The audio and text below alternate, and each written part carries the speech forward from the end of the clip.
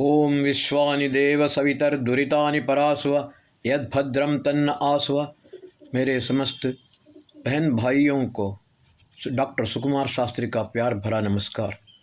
मैं अपने राष्ट्रोत्थान चैनल में आप सबका हार्दिक स्वागत करता हूं। बंधुओं, मैंने पिछले एपिसोड में आप लोगों को बताया था त्रिविष्टप के इतिहास में किस प्रकार महर्षि आचार्य नंदी ने हमको वो ज्ञान दिया, नाभि तंत्र के द्वारा एक अद्भुत ज्ञान दिया, और श्रीनिवास प्रभु ने किस प्रकार से ये साधना के द्वारा ये ज्ञान प्राप्त किया। बंधुओं, उसको मैं आगे बताऊंगा, क्योंकि उसमें बहुत सारी बातें जाननी भी हैं और समझनी भी हैं। वेद में एक मंत्र आता है, अपाम सोमम अमृता अभूमा हंताहम पृथ्वी निददानि इहवा इहवा। हमने सोम का पान किया है और मृत्युंजयी हो गए हैं। अब हमको बताओ कि हम इस पृथ्वी को उठा करके इधर रखें या उधर रखें। बंधुओं, ये सोम परमात्मा के द्वारा दिया हुआ एक अद्भुत वनस्पति है, औषधि भी है। वैसे तो सोम के कई अर्थ होते हैं। चंद्रमा भी होता है, उपासना भी होती है, आत्मा को भी सोम कहते हैं और परमात्मा को भी सोम कहते हैं। सोम का मतलब राजा भी होता है, लेकिन यहाँ पर मैं सोम एक औषधि जिसको परमात्मा ने हमको दिया था। वर्तमान काल में क्या हुआ, जैसा कि मैंने बताया, त्रिविष्टप वर्तमान कालीन तिब्बत जिसको बोलते हैं, इस देश के द्रोही ने, एक पापी ने तिब्बत को निकाल करके चीन को दे दिया। यह विदेश का बहुत बड़ा दुर्भाग्य है। बंधुओं, इस त्रिविष्टप में बहुत सारे सोम पैदा होता है, किसी को मालूम नहीं है। चीन ने उसका नाम रखा जिनसेक, और इस जिनसेक के द्वारा वो अरबों रुपया कमाता है। बंधुओं, एक अद्भुत औषधि है, आपको मैं इसके बारे में बताता हूँ। महर्षि अगस्त्य हिमालय से दक्षिण की तरफ आए और उन्होंने विंध्याचल पर्वत पर, कुटजाद्रि और वेस्टर्न घाट, यहाँ पर भी कुछ समय तक तपस्या भी की, और आते वक्त अपने साथ इस सोम को लेके आए। कुटजाद्रि पर्वत में वहाँ पर कुछ लोगों की एक ट्रैकिंग करने का एक हॉबी होती है, पहाड़ पर चढ़ना। एक बार ऐसा हुआ, मेरे कुछ मित्र, उनमें एसडीएम कॉलेज के और हॉस्पिटल के श्री धर्मस्थल मंजुनाथेश्वर हॉस्पिटल और कॉलेज भी है, उसके कुछ डॉक्टर लोग वहाँ पर चले गए। कुटजाद्रि पर्वत के ऊपर उन्होंने चढ़ाई की। ऊपर जाने के बाद उनको पता चला ऊपर एक अगस्त्य कुंड नाम से है। वहाँ पर कभी अगस्त्य मुनि ने वहाँ पर तपस्या भी की थी, लेकिन उनको ऊपर जाने से वहाँ रोक दिया। दो सन्यासी थे, उन्होंने कहा जो लोग डॉक्टर हैं वही लोग हमारे साथ आए, बाकी सब लोग नीचे ही रहें। वो लोग डॉक्टरों को ऊपर लेके गए, और हैरानी की बात यह हो गई, उन डॉक्टर ने मुझे बताया कि वहाँ पर उनको पहले एक चाकू निकाल करके उनके बदन पर बहुत सारे घाव किए, खून भी रिसरने लगा। उसके बाद उन्होंने एक औषधि के पत्तों को तोड़ा, उसका निचोड़ा और उस रस निकाल करके उनके सारे बदन पर लगा दिया, और थोड़ा रस उनको पिलाया भी, और उनको वापस भेज दिया। लेकिन उनको आश्चर्य तब हुआ जब वो आप नीचे आए, अपने घर पहुंचने तक उन सारे घावों का नामो निशान भी नहीं था। ये सोम एक औषधि है, अद्भुत है। इसी प्रकार एक बार ऐसा ही हुआ, एक डॉक्टर ने एक लेख लिखा, तरंगा एक पत्रिका यहाँ पर निकलती है, उसमें एक लेख आया। एक डॉक्टर अपने छात्रों के साथ वेस्टर्न घाट गए। उनका उद्देश्य था ट्रैकिंग भी करना और साथ में वो बोटैनिकल का कलेक्शन करना। अक्सर डॉक्टर लोग या साइंस स्टूडेंट्स बोटानी का मतलब ये सस्यों का कलेक्शन करते हैं और उसको जानने की कोशिश भी करते हैं। हुआ ये, ऊपर चढ़ते, पहाड़ी पर चढ़ते चढ़ते बहुत थक गए। उनके पास जो अन्न था, जो फूड था, वो ख़त्म हो गया। यहाँ तक कि पानी भी नहीं था पीने के लिए और बहुत ज़्यादा थक गए थे। उनसे ऊपर चला भी नहीं जा रहा था और वैसे ही बैठ गए। उस समय वहाँ पर जंगलों में कुछ लोग, वहाँ के लोग आए। उन्होंने इन लोगों को देखा तो उन्होंने क्या किया, वहीं पर जो वनस्पति है, किसी एक लता का पत्ता निकाल करके उसका रस निचोड़ करके इनको पिला दिया। और उस डॉक्टर ने लिखा कि उसको पीने के बाद हमारे बदन में इस प्रकार की एक चैतन्यता, इस प्रकार की एक शक्ति आ गई। हम इतने थके हुए थे कि ये स्टेप भी हमसे रखा नहीं जा रहा था, लेकिन उसको पीने के बाद हम आसानी से ऊपर चढ़े गए और हमको भूख भी नहीं लगी, प्यास भी नहीं लगी। हमने कई सारे चीज़ें कलेक्ट भी किए, कुछ जानकारी उन लोगों से ले भी लिया। बंधुओं, दुर्भाग्य बात है, यहाँ के लोग उसको समझना नहीं चाहते। कुछ मूर्ख तो सोम को शराब बोलते हैं। और ये कैसा मिला जो अमेरिका में प्रैक्टिस करता था, मेडिकल डॉक्टर था वो उसके बाद ये मैक्स मुलर की किताबें पढ़ना शुरू किया उसने। जब मैं उससे मिला, वो अनाप शनाप बक रहा था। बोला, सोम का मतलब जानते हो? मैंने कहा, क्या? पेशाब। ये देखिए, इस प्रकार से परमात्मा ने हमको जो दिव्य औषधि दी है, उसको हम जानना और पहचानना तो मुश्किल, उसके बारे में अनर्गल बातें करते हैं। बंधु, एक और आपको बताता हूँ। महर्षि याज्ञवल्क्य, उन्होंने शतपथ ब्राह्मण में लिखा, देखिए, चिंतन और मनन निधिध्यासन किस प्रकार किया जा सकता है। महर्षि याज्ञवल्क्य ने शतपथ ब्राह्मण में लिखा, यज्ञ के समय मानुषी वाणी का प्रयोग नहीं करना चाहिए। मानुषी वाणी का मतलब है जो हम बोलते हैं, चाहे किसी भाषा में बोलें, वो मानुषी वाणी है। लेकिन वेदवाणी, देववाणी, गीर्वाण वाणी, उसी भाषा का प्रयोग करना चाहिए।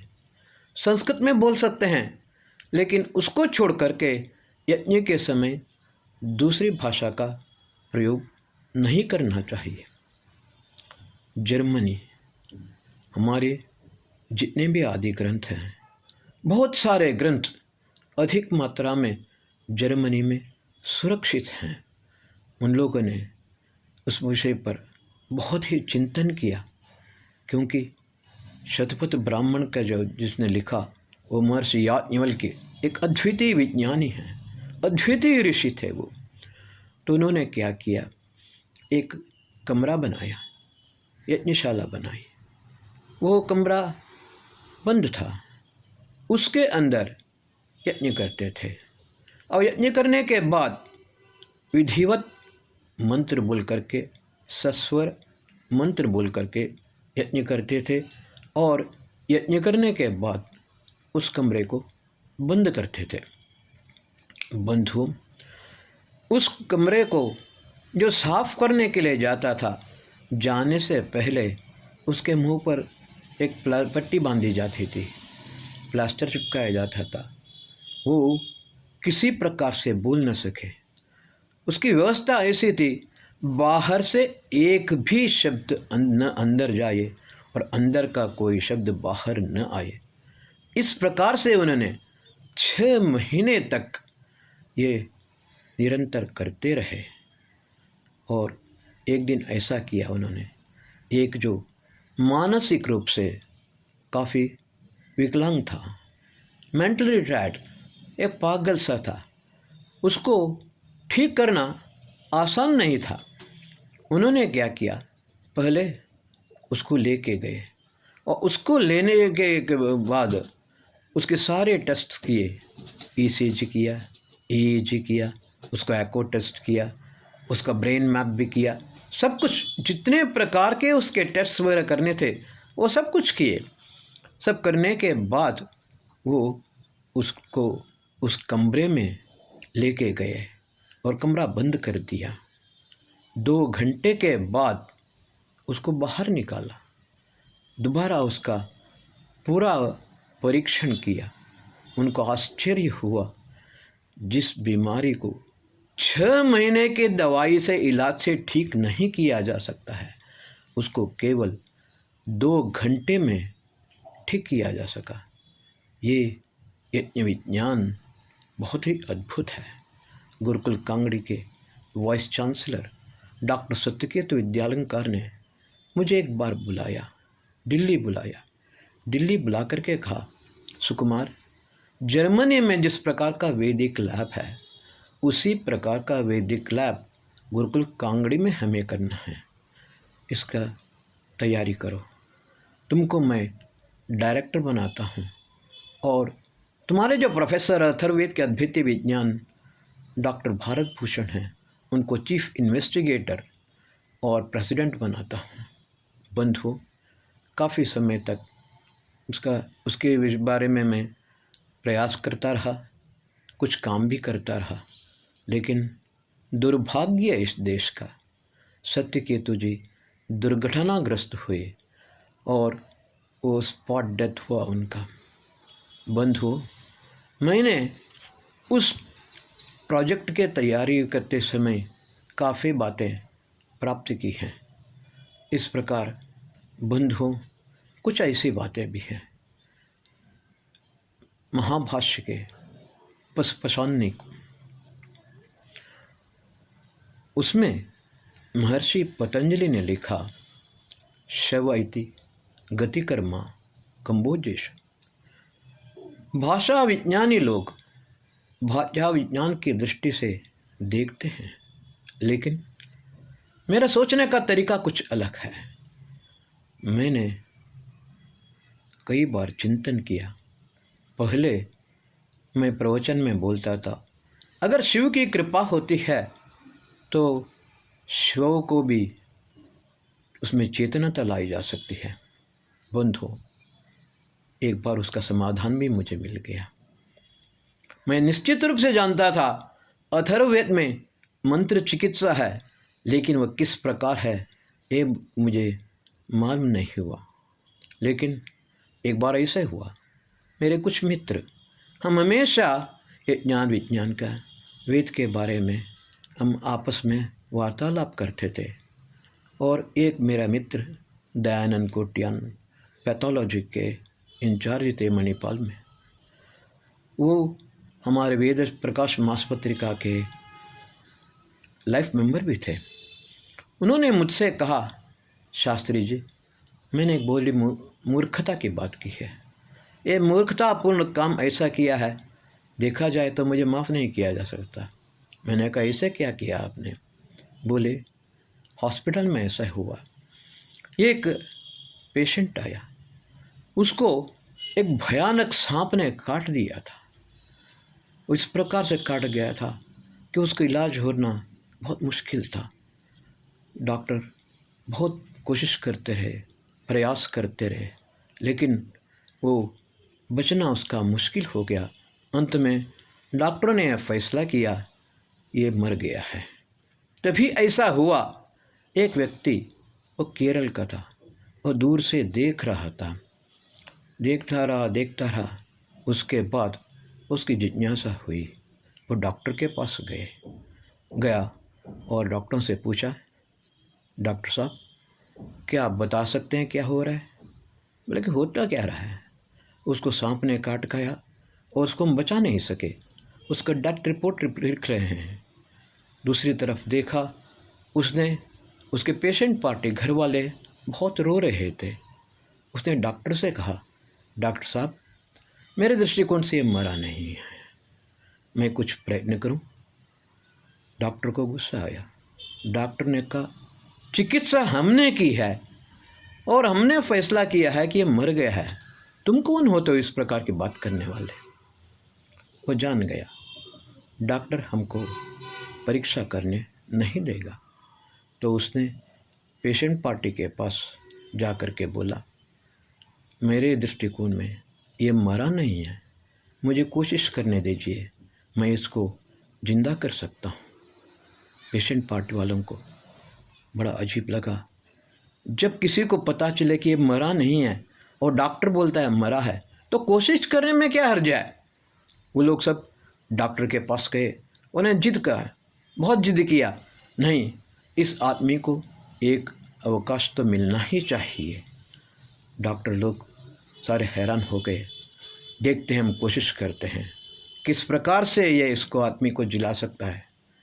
उस समय दयानंद कोट्यान बोले, 6 स्पेशलिस्ट, अलग अलग ऑर्गन्स के 6 स्पेशलिस्ट डॉक्टर वहाँ पर आए। उनके सामने ही इस व्यक्ति ने मंत्र चिकित्सा आरंभ की। बंधु कोट्यान बोले, वो भी उसी वहीं पर थे क्योंकि वो पैथोलॉजी के इंचार्ज थे। उन्होंने भी देखा। 1 घंटे के बाद धीरे धीरे उसका बदन का रंग जो पूरा काला हो गया था वो कम होने लगा था और धीरे धीरे ऐसा लगा उसको थोड़ी सी चेतना सी आ रही हो। 2 घंटे के बाद उसने आंखें खोली। 2.5 घंटे के बाद उसने हाथ पांव हिलाने शुरू कर दिए और 3 घंटे के बाद वो उठ कर के बैठ गया और पूरी तरह से स्वस्थ हो गया। बंधु, ये अद्भुत मंत्र चिकित्सा है। हम आसमान में उड़ने के बहुत इच्छा रखते हैं, चंद्र देखना चाहते हैं, मंगल को देखना चाहते हैं, लेकिन परमात्मा ने ये सुंदर सृष्टि हमको दी है।